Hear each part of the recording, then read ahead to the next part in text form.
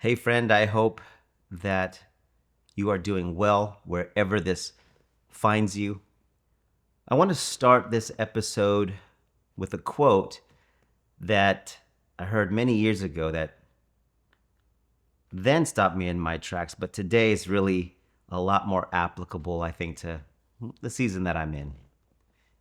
And that's a quote by Oscar Wilde, and he said, "Most people exist, few truly live." Most people exist, few truly live. And I don't know about you, but that line really hits me in my gut. It makes me pause. When I hear that quote, I ask myself, am I just checking off boxes or am I actually living? And even, what does it mean to live? And the answer to that question is going to be different for everybody. I realize that. But I want to pass that question on to you, honestly. No pressure. Just sit with it for a second. Which one are you? Are you the one who's existing? Or are you the one who's living? We live in a culture that celebrates the hustle, the busy, the performance, right? We're told to keep going, to keep striving, to keep doing, right? We forget we're like human beings, not human doings. And somewhere along the way, we really start to believe that surviving equals succeeding. But the truth is that you can be a high functioning individual. You can have a level of success and still feel hollow inside. You can be productive and still feel lost. You can look like you have it all together and still feel like something is missing. That's why today I want to have a real conversation, not just about self care, but about what it actually means to live fully. Not someday in the future, not one day, but now. And to do that, I want to take you through 5 core dimensions of life, not in the typical sort of wellness checklist, that sort of thinking. But I want to sort of reframe them, if you will, because when these 5 areas are neglected, we drift, we make mistakes, we mess up, we break down. But when they're tended to, these core areas, when they're tended to, we actually wake up, we come alive. So here's what we're going to explore. We're going to explore 5 key areas: your inner anchor, your power source, your emotional climate, your circle of mirrors, and your freedom metric. Let's break them down. Let's start with your inner anchor. This is what most people might call spiritual health. But let's take it deeper than that. I'm not here to tell you what to believe, whether you practice a religion or not. What I care about is this: what grounds you? What gives you clarity? What gives you meaning when everything else around you feels chaotic? What gives your life weight and centers you? Maybe we think about it this way: your inner anchor is your why. The part of you that knows what matters most, even when life gets loud and crazy and busy. If you're feeling untethered, directionless, numb, well, this is where you begin. One simple way I think that we can continue to cultivate our spirituality, our spiritual health, our inner anchor is to just practice stillness, being still. One of my favorite verses is, "Be still and know that I am God." That's something that I think about often, and something that I'm learning to practice more and more. Even if it's just 5 minutes a day, ask yourself, are you living in alignment with your values or just talking about them? So in my times of being still, maybe being silent, times of meditation, I really employ gratitude. Gratitude can really help us, not in this cheesy, toxic positivity way, but thinking of gratitude maybe as a muscle that trains your mind to look at what's real and good, even in the struggle, even in the grind, in the day to day. When your life is anchored in meaning, it stops being about motion and starts becoming more about momentum. So, in your stillness and the times when you can be still, like I said, even just 5 minutes a day, reflecting on the things that you're grateful for, the people, the blessings in your life, as you take inventory about that, that's where we can really start anchoring to a more divine purpose, a more divine connection. And again, what is an anchor? It's something that holds you fast to maybe a truth, a higher power, to God, to his truths about you. And so in that, you can be grateful and thankful. And in doing so, where you think of as an anchor maybe just keeping you and holding you back, it's actually a protective function.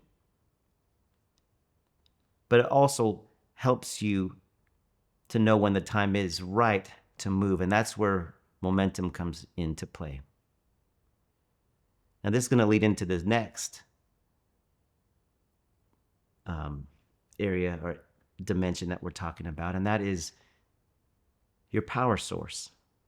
What is power source? What do I mean by that? Well, this is what I would refer to as your physical health. Now, I don't want to reduce what I'm about to talk to you about just the typical gym culture or body goals. What I want to frame this in is that we talk about your energy source, your power source. Where do you derive that? So it's about stamina. It's about presence. If your body's breaking down, if you're chronically ill, it's really hard to show up for anything else in your life. Relationships, purpose, creativity, you name it. So I want to ask you, how are your energy levels, right? How is your fuel tank? Are you running on fumes? Or do you have enough reserve? And let me ask you, are you prioritizing all your pillars of physical health? Are you getting enough sleep? Is sleep a priority? I like to start with sleep because most people don't think about that, but that is a huge factor in your overall wellness, your physical health. Research shows that if we get at least 8 hours of sleep a night, that's optimal for health and wellness, 7 to 8 hours. I have been very diligent about that over the last couple of years and really guarding my sleep, probably getting a little annoying to my wife and kids, but it's something that's important to me.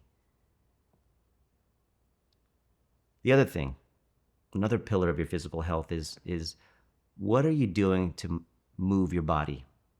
All right, movement. Not in a sense that when you think of working out as punishment, or, oh, I gotta work out, or the dread of working out, but maybe reframing physical activity in terms of making it an exercise in gratitude. Being thankful that you can do these things, being thankful that you can move. And I'm a big fan of combining resistance training, weight training, as well as cardiovascular aerobic training. I think both are very important. You get into the different camps and different things where even when you talk about things like this, it can be almost like talking about religion and politics. And the same adds to the next dimension or the next thing within physical health, and that is your nutrition, right? You want to eat food that gives you life, not just comfort, right? You want to drink more water than you think you need. Again, you don't need to be extreme with it. You just need to be consistent. So having a good, healthy balance of your macronutrients, your proteins, your carbs, your fats. But I'm really big on protein being a very, very important. So you want to have a high protein diet, whichever is your favorite diet. Again, diet, nutrition, lifestyle, a lot of debates on which diet is better, which nutritional plan is better for you. But you want to find something that aligns with your constitution, what really makes sense for your body. But again, protein is crucial. So I really push high protein in my practice and with my patients and friends. Again, you don't need to be extreme. You just need to be consistent. Okay? So looking at all those things, supplementation, proper supplementation, looking at things about how you navigate stress. Everyone has stress. Everyone has stressors, things that cause stress, but how are we navigating those things? How are you controlling the things that you can control? And that's an important factor as well in terms of how that affects our cortisol levels, our stress hormones, and what that does physically to us. And we'll talk a little bit more in the next dimension. Okay, we're talking about from physical health now into emotional health, what we call the emotional climate or your emotional climate. Again, we want to build our bodies and our minds and our hearts to feel strong enough to live this life we're building. So why does emotional health matter? Because your emotional health is your inner atmosphere that follows you everywhere, even when you're smiling on the outside. Emotional health isn't always about being happy. It's about being able to feel deeply without being taken out by your feelings. It's the ability to pause before reacting, to hold space for yourself, to know what you're feeling and why. You can start small on this side of things. I encourage you to consider maybe just journaling your thoughts, taking a few minutes a day to just write your thoughts out, to speak your truth without needing to fix it, right? To be able to maybe even set boundaries with people. Maybe you need to ask for help. Now, if you've been taught to hide your emotions or feel ashamed for being too much, I want you to hear this. Your feelings are data, not weakness. Emotional maturity is strength, period. This next dimension, we have what I call your circle of mirrors, your relationships. Because no matter how self-made or independent you are, you're really shaped by the people you keep close, your inner circle, if you will. The people around you are going to either reflect your truth or they're going to maybe even distort it. So take a second to check in. Who makes you feel more like yourself? Who supports your growth? And maybe who subtly asks you to shrink? Are you performing in your relationships or are you actually being seen? Relationships thrive on honesty and boundaries and shared values. It's not about how many people you have around you. It's about whether they're safe places for you, right? Safe places for your soul to land. Because at the end of the day, the deepest kind of success is connection. And this is an area that really a lot of us struggle in. Maybe we don't talk enough about. And again, we have all been through things in life, and we've all experienced things perhaps from our families of origin that we bring into our current relationships and our current families and our current interactions. And there's times in my own journey where I I know that I have taken relationships for granted. I've taken people for granted. Sure, I've been hurt by people, but as I've been hurt, again, the old adage that says hurt people hurt people. I mean, I've done my share of hurting. I've hurt people. And I think that that's something that I'm learning from, that I've learned from. By the same token, when I've begun to really value and cherish the people in my life, again, imperfect people, we're all imperfect, but cherish the relationship, cherish the bonds that we have. Man, nothing in this life to me has been more fulfilling personally. I've learned in marriage and family, the ups and the downs that come with that. I've learned a great deal. And I think that relationships, people in our lives are probably some of our greatest teachers. And we have the greatest opportunities to learn and grow and expand with people who are also willing to grow and expand for themselves, but also with us. It's very important. Let's pivot now to what we call your freedom metric, okay? Your financial health. Let's be honest. Money affects almost everything, even when we wish it didn't.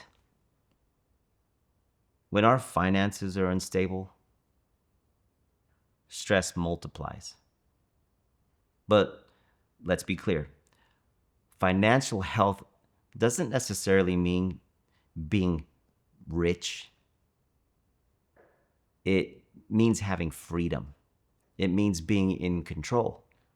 It means being able to make decisions that align with your values, not just your survival. So I'm learning, and I encourage you to create a system that works for you. Track what you spend. Yes, build your savings, pay off debt, invest in your future self. You don't need to be obsessed with money, is what I'm trying to say, though. You don't need to be obsessed with it. You just need to respect it enough to manage it well. Begin to cultivate maybe a healthier relationship with money. Because peace of mind is worth far more than status, far more than what's sitting in your driveway, far more than the square footage of your house. Money's a tool. It's okay to have money. It's okay to be blessed. It's okay to have things. Just make sure that those things don't have you. Here's the thing. These 5 areas aren't silos. They're systems. When one area of our lives suffers, the rest feel it. They're interconnected. We're interconnected beings. When one area of our life thrives, the others rise with it. You can't have emotional peace if your body's exhausted, and you can't feel spiritually anchored when your relationships are crumbling. It's all connected. It's all about wholeness, right? And wholeness isn't about being perfect in all 5 of these areas. It's about paying attention to what's out of alignment and doing something about it. I found this to be true in my personal life, that I might be doing well what I think in one area, but at the expense of something else. Again, it's about integration. It's about alignment. It's about realizing that all of these areas work together to help us live a blessed and productive and fruitful and meaningful life. So here's what I want you to do this week. Something simple. Just pick one area. One, not 5, not 10 goals, just one area that's calling for your attention. And I'm sure you know what that is. Something's been on your hard, or there's an area that you're maybe struggling in. You know what that is. One area. And it may be glaring, but there also could be just something that's just softly, like a soft voice just whispering to you about another area of your life. Start there. Be curious. Be honest. And remember, you don't have to be perfect. It's not about perfection. You just have to be present. It's not about perfection. It's about progress. So let me leave you with this. The quality of your life is shaped by the quality of your habits. The quality of your life is shaped by the quality of your habits, especially in these 5 areas that we just talked about. So live like it matters. Love like it's rare. And lead yourself with courage. This is your one life. You only get one shot at it. So make it count. Okay? Thanks for listening. Talk soon.